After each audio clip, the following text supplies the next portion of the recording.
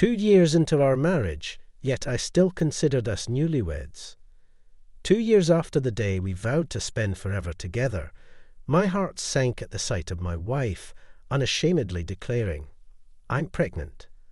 The father was my boss. "Blas, we should wait to have kids. I want to enjoy our time as newlyweds." Those words I told my wife when we got married echoed in my mind. My name is Ryan Kitchener. I turned 30 this year. I married my wife, Susan, 2 years ago. We met at work. We were in different departments, but worked for the same company. Every time we crossed paths in the hallways of our office building or in the elevator, I thought to myself, what a beautiful woman she was. When a coworker introduced us, I was thrilled. My heart did a little victory dance. I was always looking for an opportunity to talk to Susan, and I wasn't going to let this chance slip by. I watched every movie and read every book she recommended. My attempts to close the distance between us slowly but surely started to bear fruit. Back then, it seemed Susan had a boyfriend, but I didn't ask too much about him. I indicated that it didn't matter to me. Even now, I'm amazed at my own tenacious efforts. Susan quit her job by her own volition and is now a stay-at-home wife. I'm happy that she's keeping our home safe. Susan goes to cooking and flower arrangement classes, has leisurely lunches with her friends, and lives a comfortable and relaxed life. 2 years into our marriage, around the time when our parents started hinting about wanting to have grandchildren, an unbelievable incident occurred. The busy season of overtime was over, and I was in high spirits, leaving work on time. Thinking that Susan must have been feeling lonely due to my busy schedule, I bought her favorite cake on my way home for the upcoming long weekend. We could go on a mini vacation. I picked up brochures of nearby tourist spots at a travel agency by the train station. I'd ordered takeout so Susan wouldn't have to worry about making dinner. I'm home. I managed to get off work early today. I spoke to Susan while taking off my shoes at the front door. She came running from down the hall. She seemed surprised at my early return. As I explained about ordering takeout for dinner, I handed her the cake she loves. But there was something off about Susan. "Is something wrong?" I asked as I handed her my suit jacket. She gave a small nod. There was a sullen look on her face. As I sat down on the living room couch, Susan took a seat in front of me. Then she said words that I couldn't believe. "I'm pregnant, and I want us to break up." The words hit me like a blunt force to the back of my head. I could never have imagined hearing such words from Susan. Susan, and I don't have any kids. She was the one who had convinced me, who wanted a child right after we got married, that it was too soon. Respecting her wish to enjoy our newlywed life a little longer, I had promised to wait for her sake. We were careful these past 2 years, so what's this new life in her belly? I want a divorce. It's for the child. I never wanted to hear the phrase, "for the child," from Susan's mouth in such a situation. I thought it would be a phrase we'd use joyfully together as a couple. Susan was looking at me expressionlessly, but it seemed her intention to divorce was firm. "Please sign this. I want a divorce for the sake of my child." Susan laid out divorce papers with her signature already on them before me. The witness section was signed by Susan's parents. She had already consulted her parents. I want to know who the father is, but I couldn't afford to lose my cool here. I have my pride too, I thought. "So, you're serious?" In response to my question, Susan gave a firm nod. After that, I only remembered concentrating hard not to let the pen shake in my hand. She carefully folded the signed divorce papers, and it seemed she had already packed her things. A large suitcase in hand, she headed for the door, and I had no words. Susan didn't look back at me again. Her feelings for me were gone. It was clear from her expression. She disappeared into the twilight, pulling her suitcase behind her. All I could do was gaze at Susan's retreating figure. That night, I drank alone until I fell asleep. Because I had passed out drunk in the living room, it seemed I had caught a cold. I was hit by a headache and chills, which are different from a hangover.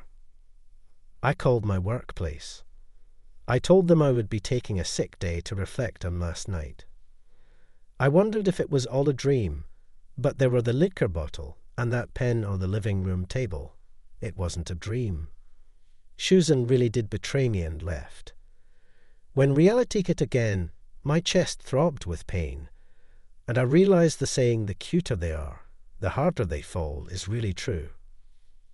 I can't believe how much I hate Susan, who I loved so much. I have to find the other man. I spent a day raging through the belongings Susan left behind. With that thought in mind, the ring and bracelet I gave her when we were dating were still in the jewellery case. I found the wedding ring in the trash can. What was she thinking when she threw the ring into the trash can? Just imagining that made me feel dizzy.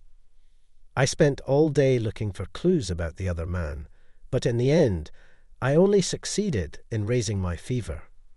Despite all this, I kept rummaging through her belongings incessantly, feeling as if I'd fall apart if I didn't stay busy. But because I was in such a state, my health didn't fully recover in a day. In the end, I ended up taking a week off from work. Somehow, when I managed to get myself back to work, my coworkers knew about my divorce, even though I hadn't told them yet. "How are you feeling, Ryan? You're such a softy getting sick just because of a divorce." My direct boss, Tom Gary, strolled up to me with a smirk. Gary was always the type to nitpick and make life difficult for me. His overly pretentious demeanour, along with his sleazy behaviour, was always off-putting. As I begrudgingly endured his company, I suddenly realised he mentioned the divorce. Then it hit me. Before she got married to me, Susan and Gary used to work in the same department. "Oh, didn't Susan tell you about the divorce? Or was your tiny little pride too precious for that?" He sneered, and the pieces fell into place. "Are you the father of Susan's unborn child?" I asked in a low, grating voice. Gary, in an adjusting tone, confirmed. That's right. He was completely mocking me. For a moment, I didn't realize what I had done. When I came to, Gary was sprawled across the room, a toppled chair and scattered desk items around him. I felt a dull pain in my clenched fist. The ensuing chaos was like something out of a festival. Some people were helping Gary up. Others were trying to restrain me. Gary, despite being hit, was laughing. He was laughing at the future trouble. I had just invited him. He had baited me into it. Gary is the grandson of the founder of our company. I had just punched a future company executive. Of course, I was suspended, and then inevitably I was fired. I became an unemployed man, dumped by his wife. My life after that was a wreck. I knew I needed to look for a job to survive, but my actions couldn't catch up with my thoughts. I started drinking during the day, and as night fell, I would start drinking all over again. I suppose this is what they call self-destructive. I had no motivation to do anything. My only consolation was that I had savings. I wanted to thank the old me for being diligent in saving money while living such days. After about a month, a surprising visitor arrived. At first, I pretended I wasn't home. But 30 minutes later, the doorbell rang again. Once again, I pretended not to be home. The doorbell rang again an hour later. Annoyed, I wondered who on earth could be bothering me. As I reluctantly opened the front door, I found an unfamiliar woman standing there. She stood tall, gazing at me with a piercing stare. I felt like I was being judged, and I quickly averted my eyes. May I ask your name?" I asked. The woman staring at me had a dignified appearance and a face that suggested a strong will. Suddenly, I felt embarrassed about the alcohol on my breath.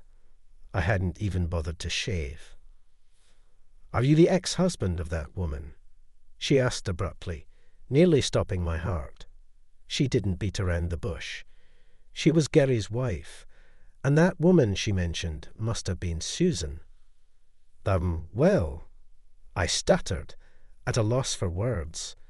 The woman deeply bowed her head. She introduced herself as Lillian. Just as I'd imagined, she was Gary's wife. The neighborhood ladies passed by, shooting me curious glances. I always found these gossip-loving folks a bit hard to deal with. "Please come inside." I hastily invited Lillian in, trying to avoid the gossip that would inevitably spread otherwise. "Thank you," she replied and walked into the house without hesitation. Of course, I hadn't done any cleaning at all. As I led her into the chaotic living room, she began to silently gather the trash scattered around. "I can clean that up myself." I tried to insist, but she cut me off. "We can't have a serious conversation in this mess, can we? If you're not going to help, please sit down," she snapped. So, I sat up straight. I sat down on the couch and watched in silence as she went about tidying up. "Why don't you go wash your face?" she suggested. I got startled by her words and dashed off to the bathroom. I washed my face quickly. I was shocked at the sight of myself in the mirror. I looked like a stranger. I washed my face and shaved. I washed and combed my hair for the first time in a long time. I felt a little bit more like a human. When I returned to the living room, the cleaning was already finished. The trash had been bagged up and set out in the hallway. "I used your kitchen," Lillian said as she offered me a cup of tea. She seemed quite reliable for Gary's wife. "Thank you. I feel like a human again," I said, surprised by how naturally my gratitude spilled out. Lillian gave me a faint smile in response to my words, but in the next moment, her smile disappeared. "My husband asked me for a divorce. He said it's because he has a child now." She cut straight to the chase. It seemed she disliked beating around the bush. "I was told the same thing by my wife. I'm already divorced. When I told her it was none of my business anymore, she let out a deep sigh. It seemed that the affairs of her husband, Gary, weren't a new occurrence. Apparently, he had resolved a previous scandal with money, and it was also with Susan. Susan took the payoff, and she immediately married me. She told me she got married as proof of ending her relationship with Gary. He had attempted to resolve it with money this time as well, but Susan wasn't budging. From Lillian's tone, I could tell she still loved Gary. She wanted to somehow get rid of Susan. So I get what you want to say. But you want to mend things with Gary and not get a divorce. This man had cheated on her twice with the same woman and even had a child with her. Could she still be holding on to feelings for him? When I asked if she didn't want a divorce, Lillian looked a little surprised. She had an expression as if divorce hadn't even crossed her mind. "Do you really think you can start over from this point?" Even I think it's a bit mean to ask, but I found her expressions and attitude intriguing. I wanted to know what Lillian's response would be. With a small smile, she simply said, "We're married after all." I don't know why, but I felt defeated. In the end, I asked Lillian to leave that day, agreeing to discuss it again another time. The day after Lillian's visit, Gary came over. It seemed he had heard from Lillian about her meeting with me yesterday. As a former boss, I decided to invite him into the living room. Gary looked around the living room and then laughed. "Find something funny?" I asked.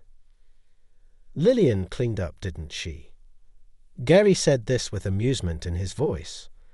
I hadn't noticed, but it seemed that Lillian's style was reflected in how she tidied up.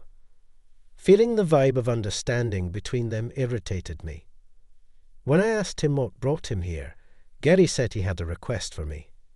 He wanted me to convince Lillian to divorce him. The request left me shocked.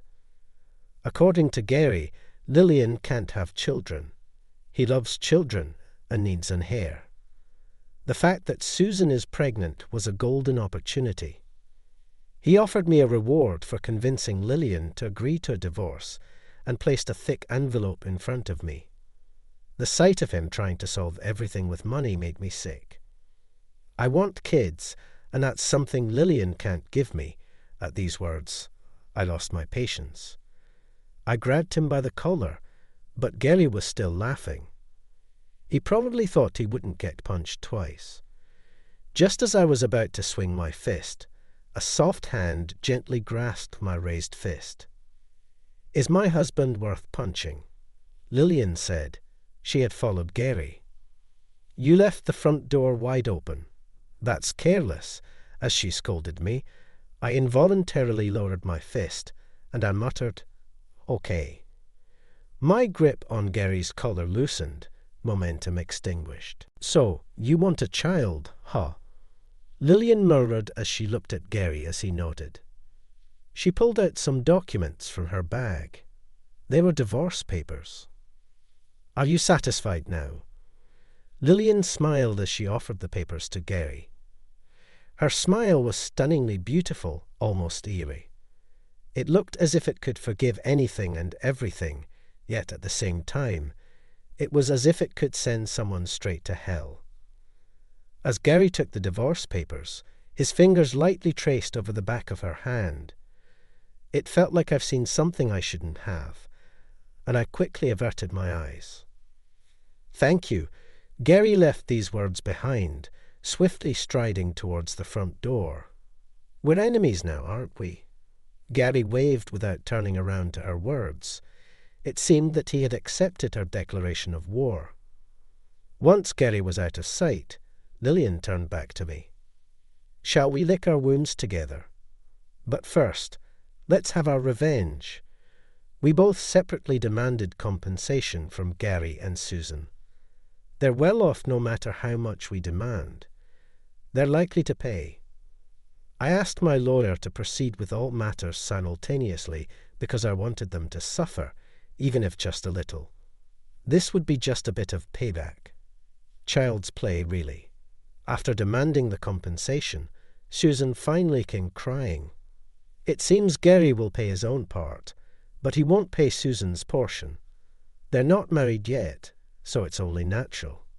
But it seems there's more to it. At a meeting between the four of us, Gary started saying that I was also to blame for Susan's affair. He claimed it was a result of making her feel lonely due to my constant work. "You sure have a knack for blowing smoke, don't you?" "It won't work on me." Lillian pulled out was a report on Gary's personal investigation. The investigation had apparently been requested by Gary's parents.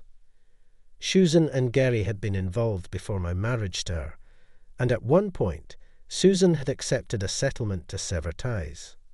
However, behind the scenes, the relationship continued. Apparently, my marriage to her was suggested by Gary as a camouflage. I love my work, and I'm a bit insensitive. For them, having an insensitive husband was very convenient. Moreover, since I was working with Gary, they could always keep an eye on me. The report Gary's parents had put together by spending a considerable amount of money was unbelievably detailed. Lillian reads through the contents in a steady voice. The colour drains from Gary and Susan's faces. The first to break was Susan. She starts to scream, almost hysterically. "Stop it. Stop it now. It's not good for the baby if you stress yourself out so much." At our reprimand, Susan flinched, being stared down by Lillian's icy eyes. Susan fainted on the spot. Gary, panicking, cradled Susan in his arms, to which Lillian smiled, already surrendering. That's a shame. I believe Lily and truly love Gary. Love and hate are two sides of the same coin. The deeper the love, the deeper the hate. It seemed Gary understood that too. In the end, I had no role in the discussion, and the meeting ended with Lillian dominating the conversation. At the end, Lillian laughed at me, saying, "That's it." Afterwards, the reason for my divorce became well known at work.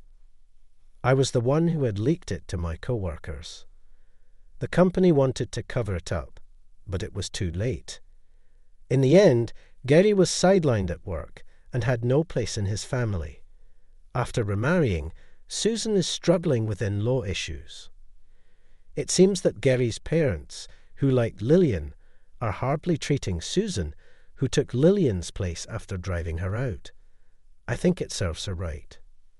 When everything about the alimony and other issues have been settled, I invited Lillian for coffee. She told me about her current situation, working at a friend's company while living alone. I can't have children, so I need to be self-sufficient. I don't feel the same fear I did back then.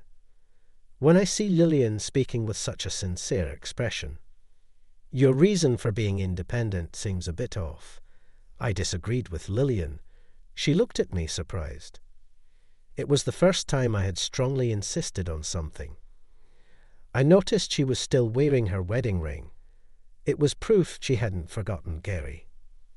Summoning my courage, I decided to give her the words I had been practicing since last night. "I don't mind." She looked at me with a puzzled expression. I took a deep breath.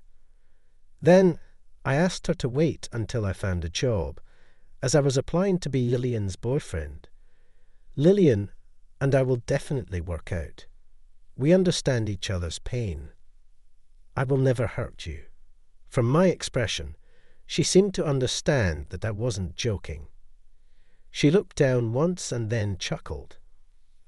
"I'm quite a handful, you know." "I am well aware of that," I replied. I gently traced the back of her hand with my finger. It seemed like she was recalling something as she squinted her eyes. She gently brushed off my finger and then took off her ring. I felt it was her way of breaking away from her past. Then she lightly touched my hand, her delicate fingers tracing the back of my hand. It felt like her love was flowing into me from her finger. "I'll make you happy, so please wait." Lillian laughs as if she's bursting with joy. I swore in my heart to always protect that smile. What did you think? Subscribing to the channel will encourage us to produce more. See you in the next video.